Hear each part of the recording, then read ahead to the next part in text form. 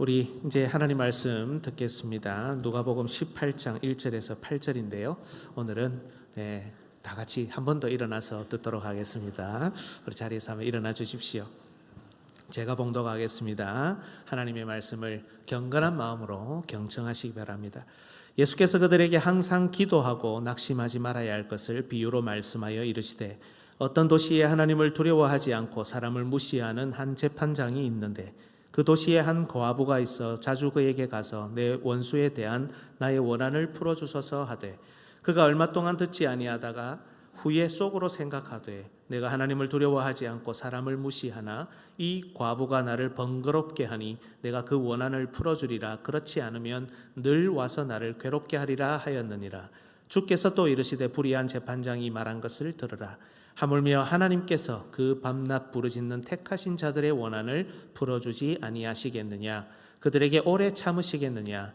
내가 너희에게 이르노니 속히 그 원한을 풀어주시리라. 그러나 인자가 올 때에 세상에서 믿음을 보겠느냐 하시니라. 아멘. 자리에 앉아 주십시오. 계속해서 창세기부터 차례대로 살펴왔는데 잠시 멈추고 오늘 누가복음의 이 비유를 살펴보려고 합니다. 여러분, 한번 대답해 보시겠습니까? 만약 여러분이 기도를 듣는 위치에 있다면 다음 제가 알려드릴 이 두 가지 기도 예시 중에 어떤 기도에 응답하시겠습니까? 첫 번째 기도는 이렇습니다.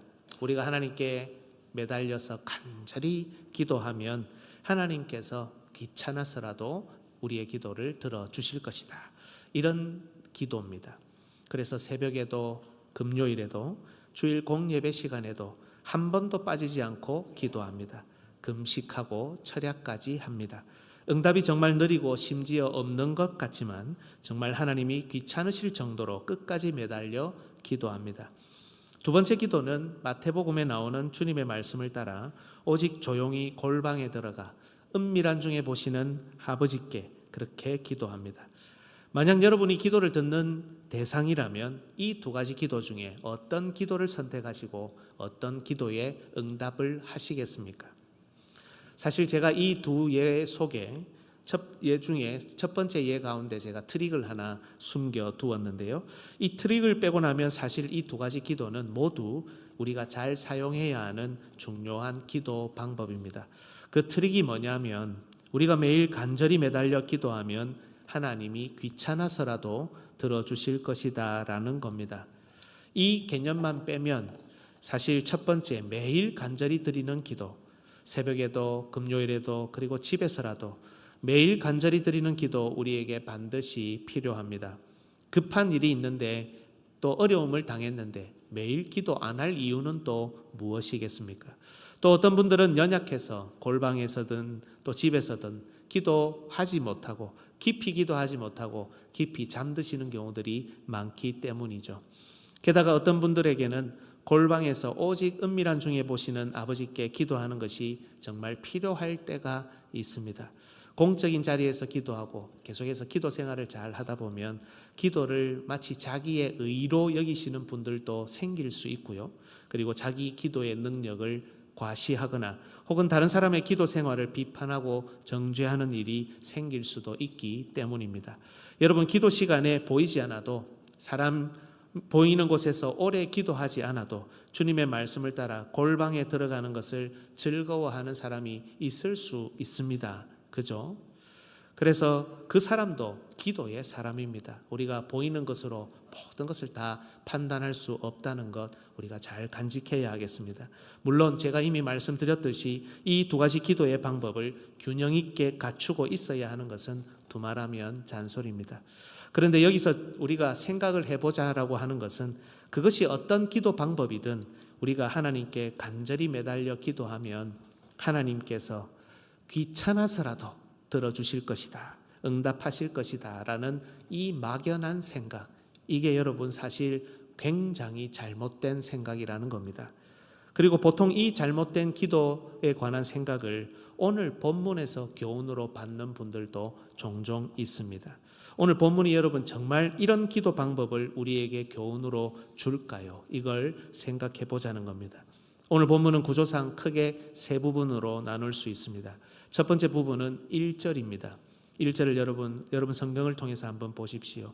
1절은 비유의 목적이 무엇인지 우리에게 보여주죠. 예수님께서 이 비유를 말씀하신 목적이 무엇입니까? 항상 기도하고 낙심하지 말아야 할 것을 비유로 말씀하여 우리가 기도로 인해서 낙심하지 않게 하려고, 그래서 항상 기도하게 하시려고 예수님이 이 비유를 말씀하신 겁니다. 이 본문의 두 번째 부분은 2절에서 5절까지입니다. 비유의 본 내용이죠. 내용은 이렇습니다. 어떤 도시에 한 과부가 있었는데 이 과부에게는 원한이 있었습니다. 그래서 자기 원한을 풀어달라고 재판장을 찾아가서 조릅니다.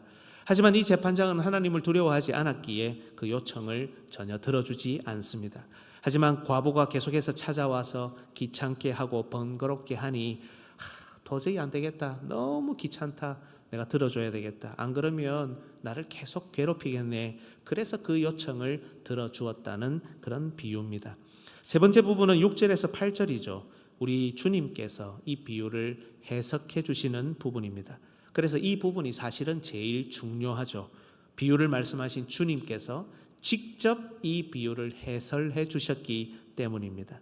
따라서 우리는 기도에 관해서 우리의 생각을 따라갈 게 아니고요, 주님의 해석을 따라야 되겠죠. 핵심이 무엇입니까? 주님이 해설하신 핵심 6절을 다시 보십시오. 뒷부분입니다. 불의한 재판장이 말한 것을 들으라. 하물며 하나님께서 그 밤낮 부르짖는 택하신 자들의 원한을 풀어주지 아니하시겠느냐? 그들에게 오래 참으시겠느냐? 속히 그 원한을 풀어주시리라. 하나님은 불의한 재판장이라는 겁니까? 아니라는 겁니까? 아니라는 겁니다. 불의한 재판장은 불의해서 빨리 들어주지 않습니다. 자기도 괴롭고 동시에 과부를 오래오래 괴롭힙니다. 불의해서 그렇습니다. 아니, 사실은 멍청해서 그렇습니다. 하지만 우리 하나님은 의로운 재판장이십니다. 과부를 오래 기다리게 하지 않으시며 속히 그 요청을, 그 기도를 들어주신다는 겁니다. 여러분, 여기서 예수님은 밤낮으로 기도하는 것 자체를 잘못됐다 하지 않으십니다. 예수님은 우리가 하나님께 매달려 기도해야 한다고 말씀하십니다. 심지어 매일매일 그리고 매 기도의 시간에 간절히 기도해야 한다고 말씀하십니다. 하지만 하나님을 마치 불의한 재판관처럼 생각하며 기도해서는 안 된다고 말씀하시는 겁니다. 설교의 본론으로 들어가기 전에 다시 한번 여러분들께 질문을 드립니다. 여러분은 하나님을 어떻게 생각하고 그 하나님께 기도하십니까? 그리고 여러분은 속히 응답하시는 하나님을 경험하고 있습니까?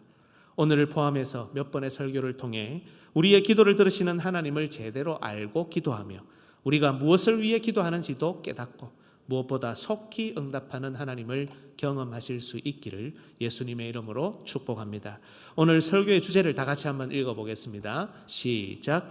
우리는 낙심할 상황에도 의로운 재판장이신 하나님께 우리의 원한을 풀어달라고 기도해야 한다. 어떤 상황입니까? 낙심할 상황에서도 의로운 재판관이신 하나님께 우리의 원한을 풀어달라고 기도해야 한다는 겁니다. 이를 위해 저는 첫 번째, 기도의 대상, 우리 하나님인데요, 의로우신 재판관이신 우리 하나님입니다. 두 번째, 기도의 내용은 무엇이냐?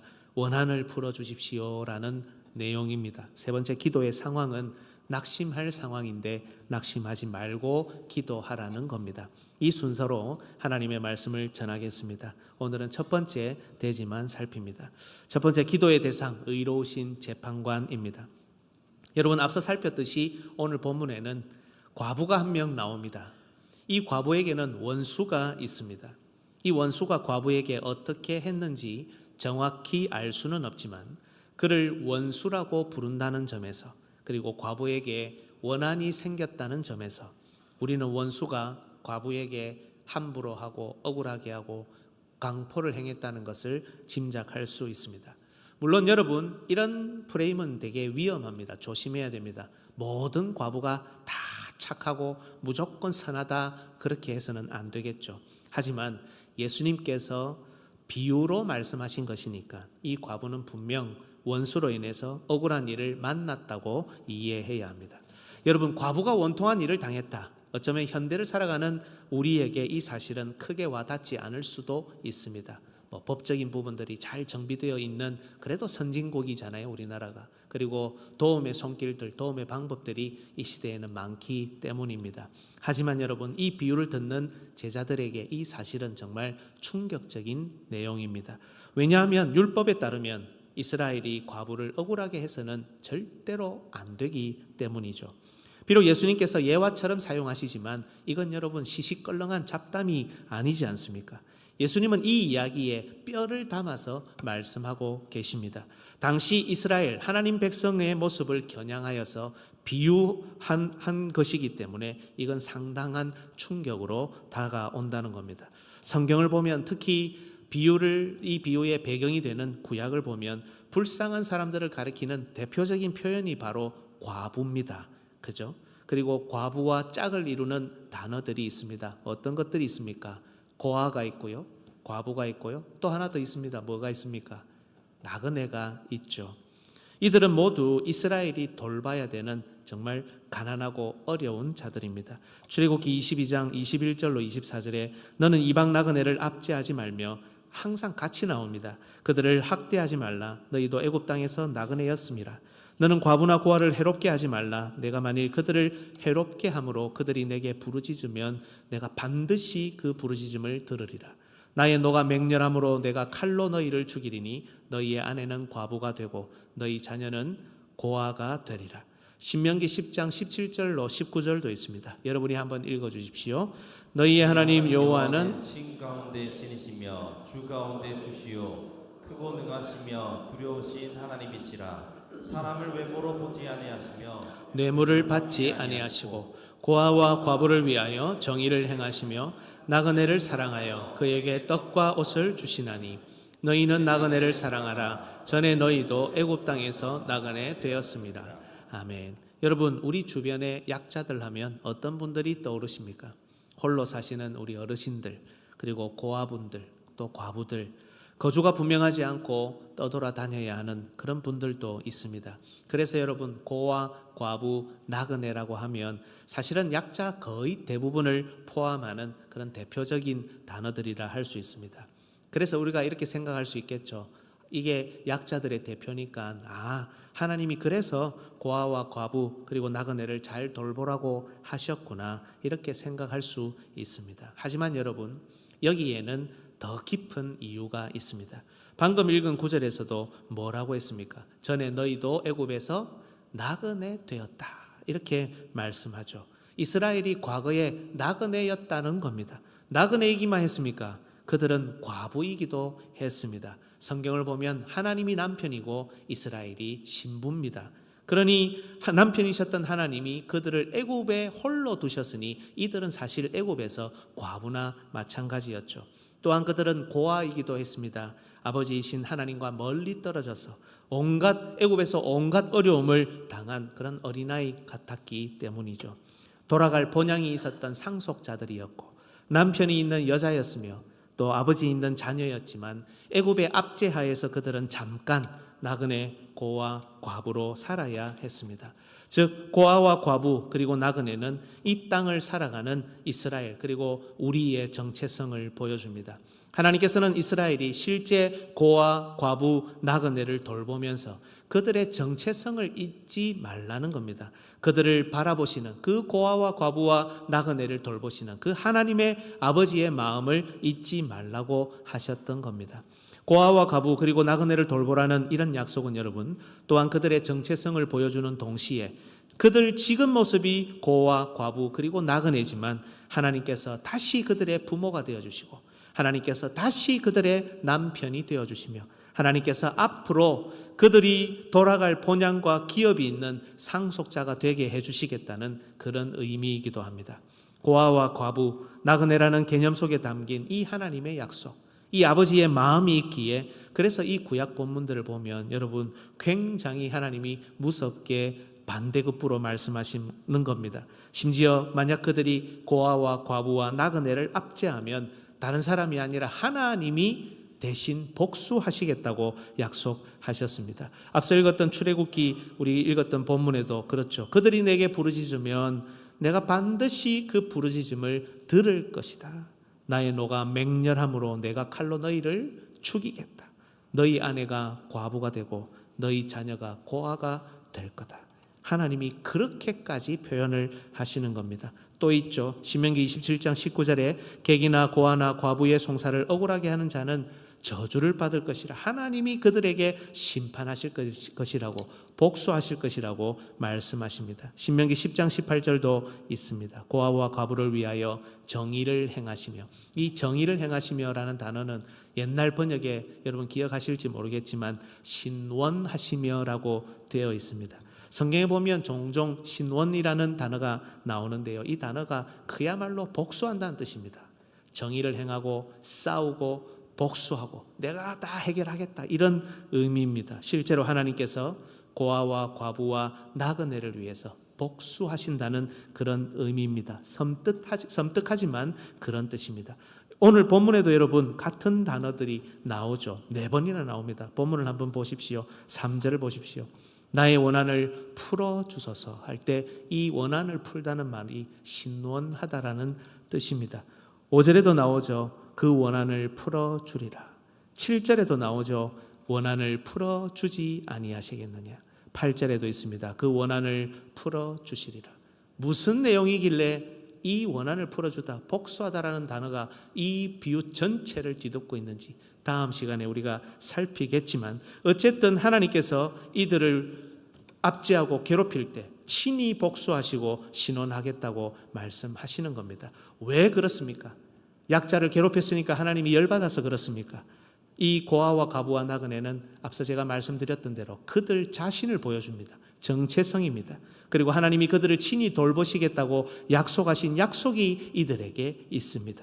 이들을 돌보며 그저 불쌍히 여기는 것을 넘어서서 그들의 정체성을 떠올리고 하나님이 앞으로 하고자 하시는 일들을 깨닫고 아버지를 기억하고 남편을 기억하고 본향을 사모해야 하기 때문에 그렇습니다.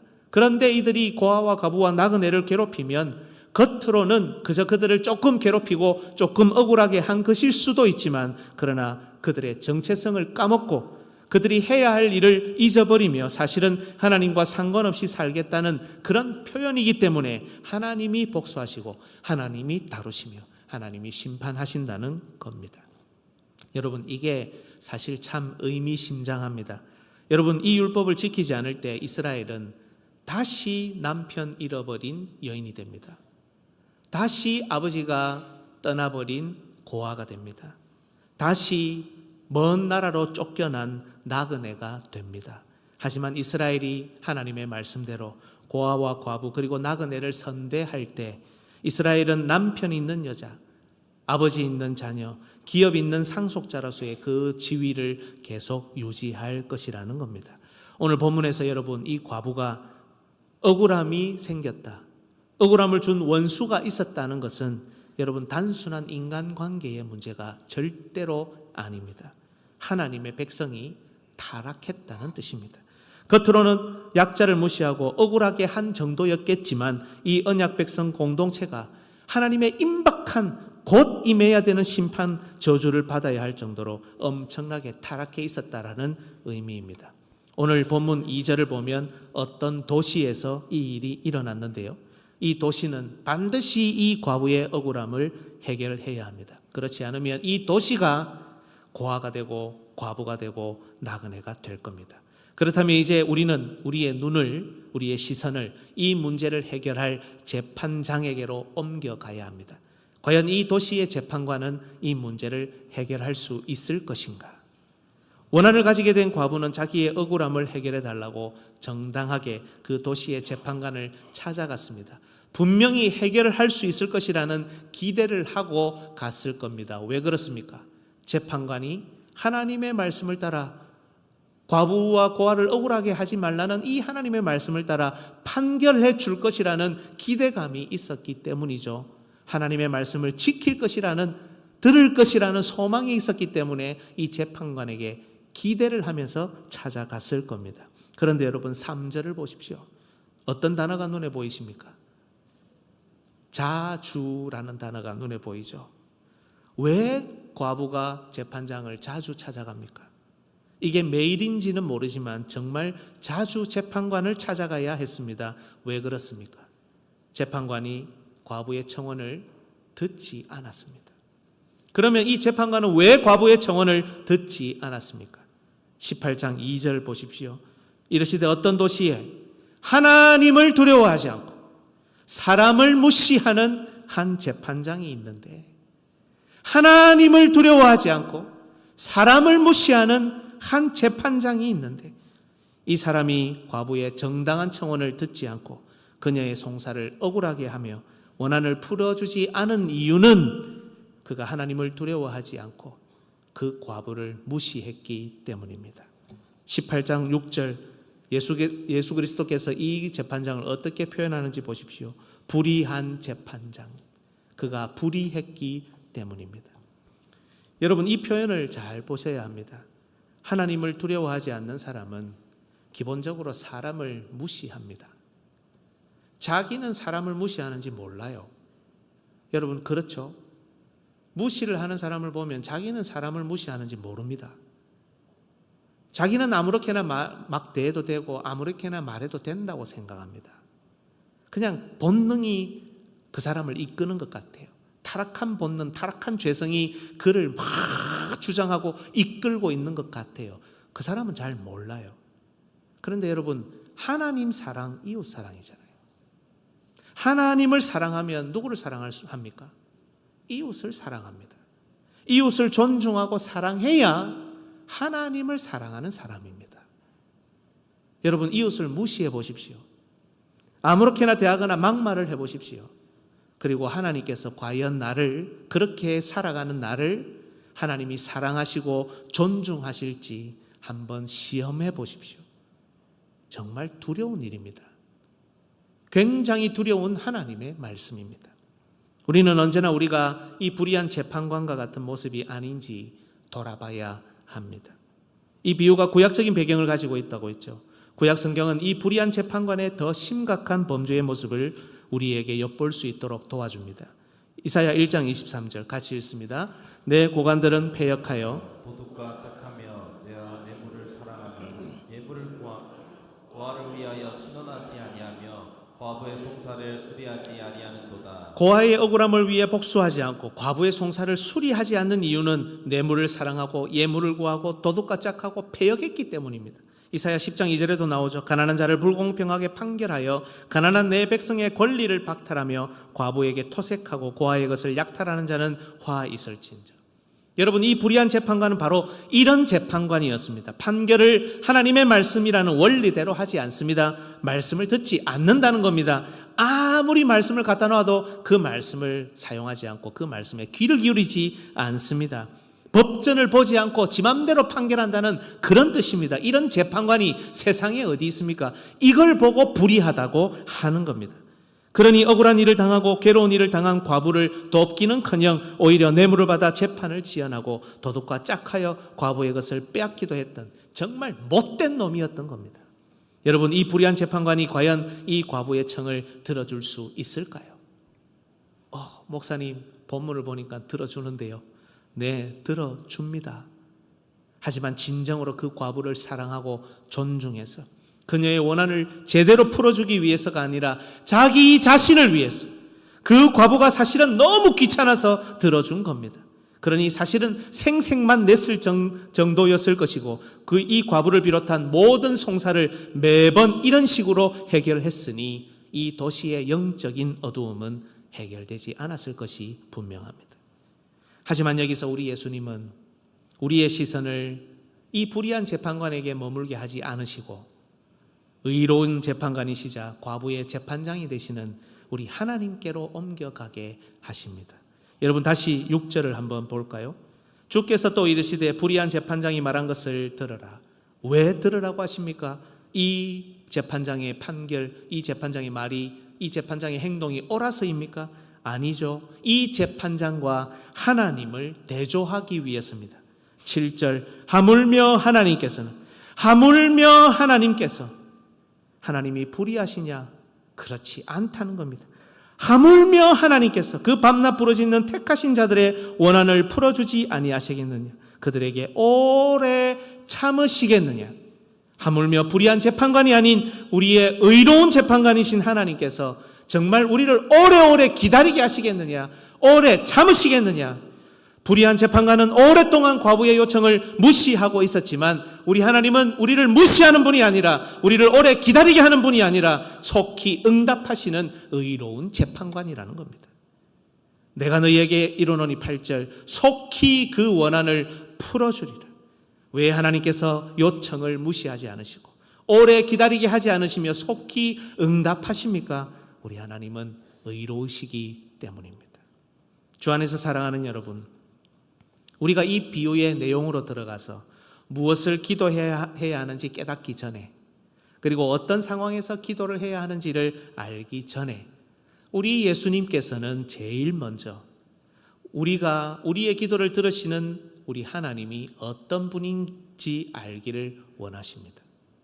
우리 생각대로 우리 기도를 듣는 하나님은 이런 분일 것이다, 저런 분일 것이다, 이렇게 우리가 하나님을 만들어내고 창조하는 것이 아니라 내 생각대로 하나님을 규정하고 만들어내고 그 형상 그대로 놔두고 기도하는 것이 아니라 예수님의 해설에 기초하여 우리의 기도를 들으시는 하나님을 먼저 제대로 알고 이해하라는 것입니다.